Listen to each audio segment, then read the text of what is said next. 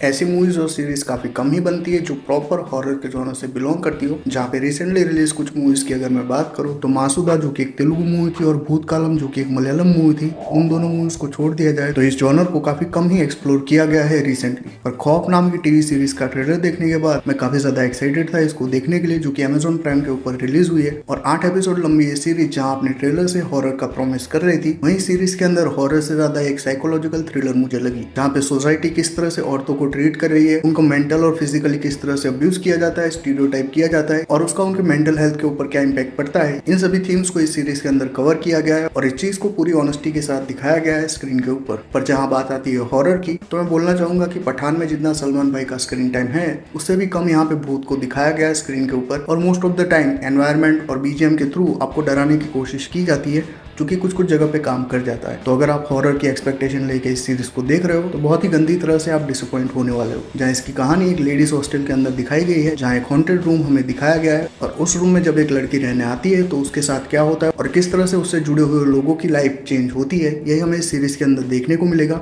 और सीरीज के अंदर एक अच्छी खासी मिस्ट्री भी बिल्ड की गई है कि उस रूम के अंदर आखिर हुआ क्या था, जो कि 7th एपिसोड में रिवील किया जाता है। और ये मिस्ट्री काफी अच्छी तरह से काम करती है, जहाँ हर एक डॉट्स को काफी अच्छे से कनेक्ट किया गया है और बोल सकते हैं कि एक वेल रिटन मिस्ट्री यहाँ पे क्रिएट की गई है। और रजत कपूर को इस तरह के रोल में देख के मैं काफी ज्यादा सरप्राइज हुआ, क्योंकि मुझे लग रहा था कि वो एक बिजनेसमैन या रिच क्लास के लोगों के रोल में ही फिट होते होंगे, पर यहाँ पे उन्होंने जो रोल किया है उस तरह के रोल में उनको देखना काफी सरप्राइजिंग रहेगा। इसके अलावा परफॉर्मेंस की अगर हम बात करें तो रजत कपूर तो है ही, जिन्होंने एक हकीम का रोल यहाँ पे निभाया है और अपने रोल को और ज्यादा ऑथेंटिक बनाने के लिए उन्होंने वॉइस मॉड्यूलेशन भी की है, जो उनके कैरेक्टर को और भी ज्यादा इंटेंस बनाता है। इसके अलावा मोनिका पंवर यहाँ पे लीड रोल में हमें देखने को मिल रही है और उनकी परफॉर्मेंस भी काफी शानदार है। स्पेशली जो सीक्वेंस यहाँ पे दिखाए गए हैं जब वो पजेस्ड हो जाती है तो उनका परफॉर्मेंस काफी शानदार था। इन दोनों के अलावा एक कॉन्स्टेबल कास्ट भी हमें यहाँ पे देखने को मिलती है, जहाँ पे चुमदराम जो कि बिग बॉस के अंदर दिखी थी, वो भी यहाँ पे देखने को मिल रही है। और उनका इसमें जो स्क्रीन प्रेजेंस दिखाया गया है वो हॉरर जॉनर के अंदर काफी अच्छे से फिट बैठता है और फ्यूचर में अगर और भी हॉरर प्रोजेक्ट्स में उनको कास्ट किया जाए तो काफी अच्छा रहेगा। इसके अलावा जितने भी एक्टर्स यहाँ पे दिखाए गए हैं, चाहे उनका रोल छोटा हो या बड़ा,